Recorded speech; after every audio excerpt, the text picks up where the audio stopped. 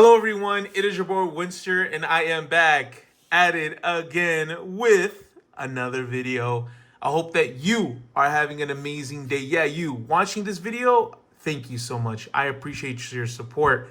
Shout out as always to my YouTube channel members. Shout out to Leo, shout out to Devin, shout out to Anthony, shout out to Staying Young, Why Me, shout out to Thomas, shout out to Corey. I appreciate every single one of you guys. Thank you so much for your support.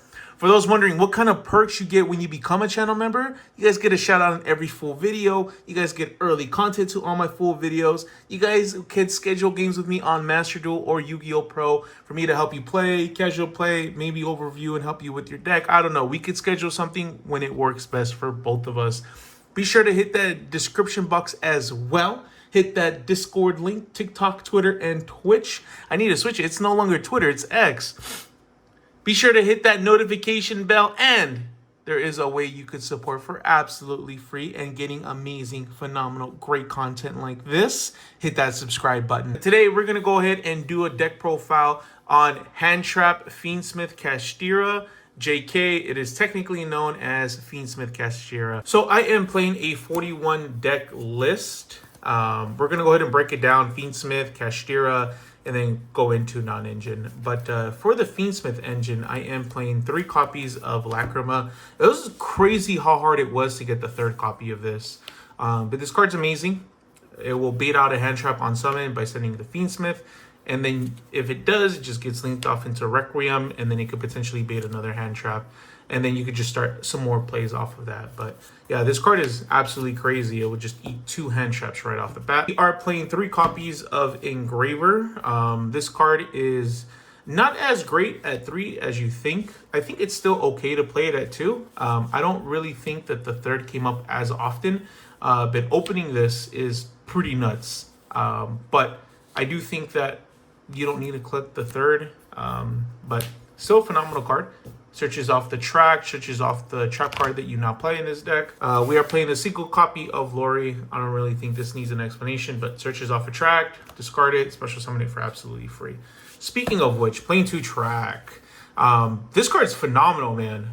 Like I said earlier, because you're playing multiple copies of Engraver, more than 2, you'll probably see this card more often. But because you're playing this, you don't necessarily have to play 3 Engraver, and even when you were only playing 1 of this, you didn't always have to play 3 Engraver. So, but playing multiple this, I think, is phenomenal because it just gets you right into your engine, and it's always being shuffled back in, the Lori that is. That way you can summon the Engraver from the grave. And then I am playing 1 Fiendsmith Paradise. This card is just absolutely crazy. You could go ahead and place it and then flip it. It's just a complete board wipe, which is crazy. Absolutely freaking crazy. And then on top of that, it does have some plays on your opponent's turn. You could go ahead and banish this. Well, you could banish this all the time, anytime to activate this, but banish this, and then you could go ahead and send Lacrima effect, and you just start like doing all these like freaking combos. Such a good card. Onto the Kashtira engine, I am playing 2 copies of Unicorn. Overall, this functioned pretty well. I never really missed the 3rd, especially since you only have 1 target to search off. So you just don't want to open brick hands here. 3 copies of Fenrir. Such a powerful card, and he's a threat on his own. Crazy defense and attack. I never remember that he has the exact same attack and defense, but yeah, summon this out, search out the Unicorn, and then if you have the Birth, you can go ahead and pop off. But yeah, the Kashtira engine, even though it is relatively small, it's still as threatening. And then I am playing the single copy of Birth. Because you're playing 2 Unicorn, I don't think you need to like play more than just 1. But yeah, this card is crazy. It just gets you to your engine, or at least the Kashtira part. And then I am playing the 3 copies of Raysoth. Yeah, this card is freaking crazy, man. Just a copy of Fenrir or Unicorn. I think you could potentially cut down on the Fenrir if you really wanted to make the deck a little bit thinner. But yeah, this card is freaking crazy, and on top of that, it gives like some crazy boosts. So you could just clear boards like pretty easy with this card. And then that's it for the engine. But as for the non-engine, it's a pretty big stack, guys. I am playing 3 copies of Dominus Impulse. This does not allow you to play certain cards, but it can be annoying. But yeah, this card is super freaking strong. Just prevents your opponent from adding cards to the deck.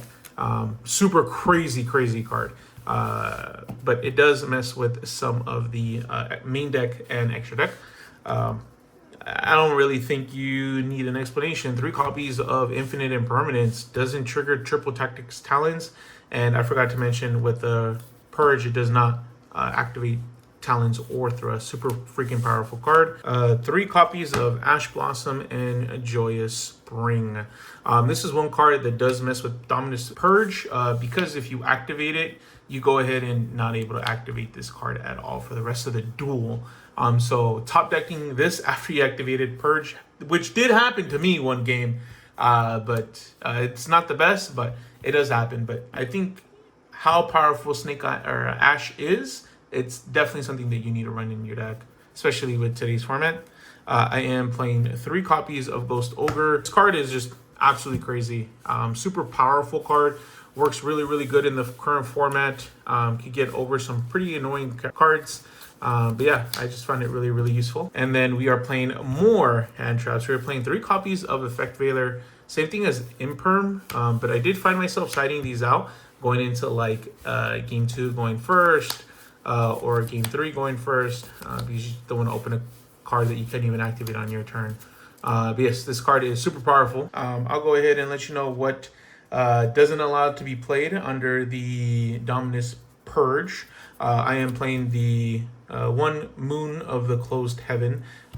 Pretty standard in any kind of Fiendsmith build, because you just need 2 monsters and then just go into that, which can be Unicorn and Fenrir if you think about it, right? You special the Unicorn, activate the effect, search the birth, and then normal summon the Fenrir, and then just link into this, which I did happen. And then we are playing 2 copies of Wreck. This card is freaking crazy. I didn't notice until recently that this is like a once per turn summon. But yeah, phenomenal card. Like I mentioned earlier, you summon Lacrima. It gets Veilered or Impermed. Okay, cool. Link it off into this. Activate effect. And then that gets Ash. Then you just summon your Fenrir and you're just like, okay. But yeah, I definitely think that you need to play 2 of this. It's such a great card. 2 copies of Sequence. I definitely think that this card is extremely powerful, especially going for this build, and it's just a must, right? Because it does happen where it maybe gets banished off a Cosmic Cyclone, or it gets banished off of like a Fenrir or something like that, or like if you play Runic, yeah, this could get banished. But yeah, 2 copies of that, and then I am playing 1 of the Ogmende. Yeah, this card is freaking insane, right?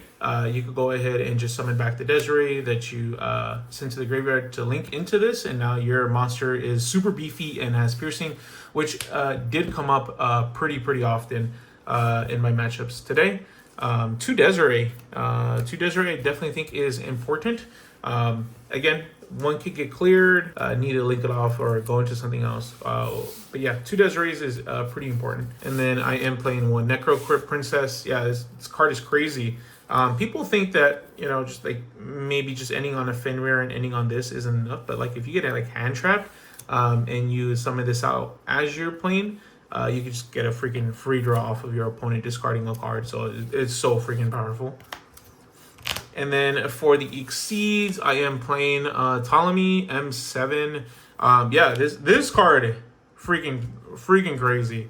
If you guys haven't seen my video on Fiendsmith early on, they played into this to add back the Engraver, which you can do, but you add back any card from your graveyard back to your hand. So you could add back a hand trap, you could add back like crazy freaking cards.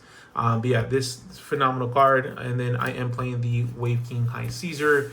This is one thing that does mess up, or that you can't play when you use the Purge because it's a water. And I forgot to mention that also Necro Crypt Princess. But phenomenal card, right? Not once per turn.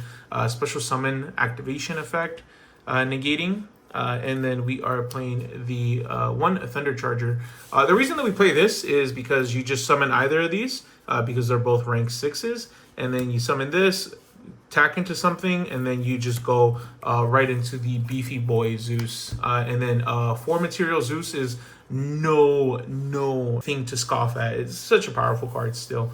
And then I am playing the 1 Typhon. Pretty self-explanatory. Imagine like summoning Zeus and then going right into Typhon, and then now you have like a 5 material Typhon, which doesn't really do much, but it's crazy. And then my last card in the extra deck is SP Little Knight. because SP Little Knight. As for the side deck, I think it pretty self-explanatory. I am playing 3 copy of Wallows. This is one thing I did miss from playing in the main. Considering how many hand traps that I have, I was just like thinking, you know what, like maybe I should just like place this instead. I think it's just such a big impact card, and people find it super difficult to play around. Especially when you play around the deck or play against a deck that just needs a special summon like Asmina. Fusion based decks like Branded, not that like Branded super powerful, but 3 copies of Wallace on the side. And then I just wanted to go in first card, 3 copies of Deck Lockdown. This is like one of my personal favorites. Deck Lockdown is super powerful, and it really stops like a lot of decks in the current format. Stops Bell, stops Fiendsmith, stops Snake Eyes. Yeah, it's so powerful in my personal opinion. And then I just have a bunch of going second cards. So I'm playing 2 copies of Thrust. I need to find an ultra rare because I'm tired of playing my ulti because I don't want to bend it. But yeah, 2 copies of Thrust. And then for all the Thrust targets, I am playing 1 Raigeki, 1 Lightning Storm, 1 Duster, 1 Change of Heart, 1 Dark Ruler No More, 1 Evenly Match, and then 1 D Barrier. I just wanted to have a bunch of going second cards. Not that this deck has a hard time like board wiping, but it would be a lot easier if I could just like Change of Heart or Duster or Lightning Storm, right? Like we want to make sure. And then the reason I'm playing D Barrier is for like the 10-5 matchup. That is gonna be it for the deck profile. Hopefully you guys did enjoy. Hopefully this did help you on your journey if you're planning to play the Fiendsmith Kashtira hand trap deck. It's just so funny to say that like, look at this. Look at this, guys. This is all like non-engine. Look at this. There's more non-engine in this deck than engine, which is freaking crazy. Modern Yu-Gi-Oh, am I right? But I don't know if I'm going to continue to play it because it's like a control-based deck. I don't know if it's like my playstyle, or maybe I'm just not used to playing like a control-based deck. And some of the changes, like maybe cutting out an Engraver, maybe cutting out the Dominus Purge and playing the Molchummies. That way I'm not like locked into anything. Or just playing Molchummies and switching out a hand trap. I don't know how I'm going to approach it, but I'm going to try my best. I don't know if I'm going to continue to play it. If you guys want to see like a combo video or maybe like test hands on the deck, make sure you guys like this video. If we can get 50 likes on this video, we'll do like combo tutorial and like test hands and stuff like that. So make sure you guys like, comment, and subscribe on this video.